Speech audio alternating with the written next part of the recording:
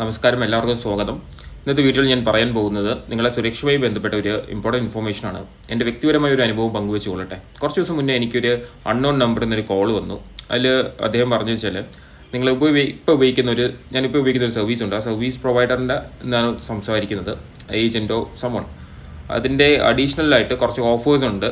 അതായത് കുറച്ചും കൂടെ സർവീസസ് പ്രൊവൈഡ് ചെയ്യാം, but on the same price എന്ന് പറഞ്ഞിട്ട്. ഇപ്പം അദ്ദേഹം എന്നോട് ചോദിച്ചത് ആധാർ കാർഡ്, എൻ്റെ ഫോട്ടോ, പിന്നെ ഒരു വെള്ള പേപ്പറിൽ sign for the digital signature, ഇത്രയും കാര്യങ്ങൾ വാട്സാപ്പിൽ ഷെയർ ചെയ്യുകയോ, എനിക്ക് വാട്സാപ്പിൽ ഷെയർ ചെയ്യാൻ ബുദ്ധിമുട്ടാണെങ്കിൽ നേരിട്ട് വന്ന് കൈപ്പറ്റുകയോ ചെയ്യാനാണ് പറഞ്ഞത്. രജിസ്ട്രേഷൻ സമയത്ത് ഒരു OTP എൻ്റെ നമ്പറിൽ വരുന്നു. അത് കൺഫേം ചെയ്യുന്നതോടുകൂടി പ്രോസസ്സ് കഴിഞ്ഞു, പിന്നെ ഇൻസ്റ്റാളേഷൻ പ്രോസസ്സിലോട്ട് വരുന്നതാണ്.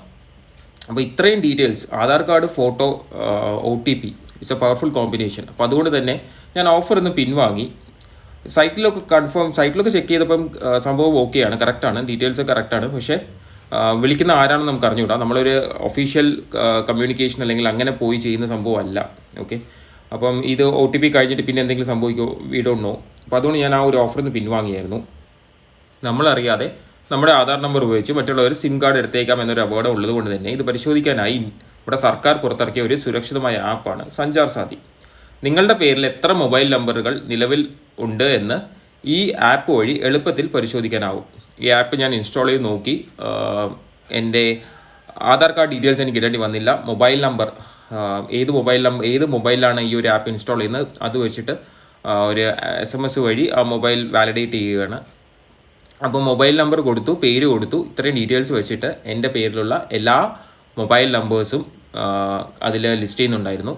ഞാൻ പരിശോധിച്ചു. എനിക്കറിയാത്തതായിട്ടുള്ളൊരു മൊബൈൽ നമ്പർ എൻ്റെ ആധാർ ഡേറ്റ ഉപയോഗിച്ച് ഇല്ല എന്ന് ഉറപ്പ് വരുത്തിയതിന് ശേഷം ആപ്പിൽ നിന്ന് ഞാൻ ലോഗൗട്ട് ചെയ്തു. ലോഗൗട്ട് ചെയ്യുന്ന ഓപ്ഷനിലെത്തുകൊണ്ട് ഡിലീറ്റ് ചെയ്തു. നമ്മുടെ ഉപയോഗം കഴിഞ്ഞല്ലോ. ആപ്പിന് ഡീറ്റെയിൽസ് പോകാം. പ്ലേ സ്റ്റോർ അല്ലെങ്കിൽ ആപ്പ് സ്റ്റോറിൽ പോയിട്ട് സഞ്ചാർ സാഥി എന്ന് പറഞ്ഞ് സെർച്ച് ചെയ്ത് എടുത്തതിന് ശേഷം അത് ഇൻസ്റ്റാൾ ചെയ്യുക. ഇൻസ്റ്റാൾ ചെയ്യുന്ന സമയത്ത് ചോദിക്കും പ്രൊസീഡ് ചെയ്യട്ടെ എന്ന് പറഞ്ഞിട്ട്, രജിസ്ട്രേഷൻ വേണമെന്ന് പറഞ്ഞിട്ട്. രജിസ്ട്രേഷൻ്റെ ഭാഗമായിട്ട് നമ്മൾ നമ്മുടെ ഫസ്റ്റ് നെയിമും ലാസ്റ്റ് നെയിമും കൊടുക്കുക. അതിനുശേഷം നെക്സ്റ്റ് അടിച്ച് പോകുമ്പം നമുക്ക് അടുത്ത സ്ക്രീനിലോട്ട് പോകാൻ പറ്റും. അടുത്ത സ്ക്രീനിൽ രജിസ്ട്രേഷൻ സ്റ്റേറ്റസ് പറയും. Registration will be done only on the active mobile numbers present in your mobile device. നമ്മൾ ഏത് മൊബൈൽ ഡിവൈസിൽ ഏത് നമ്പറാണ് ഉപയോഗിക്കുന്നത് ആ നമ്പറിൽ വെച്ചിട്ടായിരിക്കും രജിസ്ട്രേഷൻ നടക്കുന്നത്. നമ്മുടെ ഭാഷ നമുക്ക് ചൂസ് ചെയ്യാം.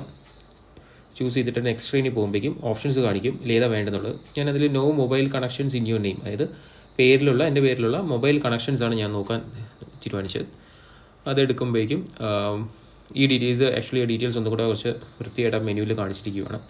അത് ചെയ്യുമ്പോഴേക്കും എനിക്ക് എൻ്റെ എല്ലാ ഡീറ്റെയിൽസും കാണാൻ പറ്റി. ആ സ്ക്രീൻ ഇവിടെ കാണിക്കുന്നില്ല. എൻ്റെ മൊബൈൽ നമ്പറും ബാക്കി ആധാർ ഉപയോഗിച്ചിട്ടുള്ള രജിസ്റ്റർ ആയിട്ടുള്ള ബാക്കി എല്ലാ പ്രീപെയ്ഡ് കണക്ഷൻസും മൊബൈൽ നമ്പേഴ്സും ഇവിടെ കാണിക്കുകയുണ്ടായി. അതിന് ശേഷം ലോഗൗട്ട് ഓപ്ഷനില്ലാത്തതുകൊണ്ട് അത് ഡിലീറ്റ് ചെയ്യുകയുണ്ടായി.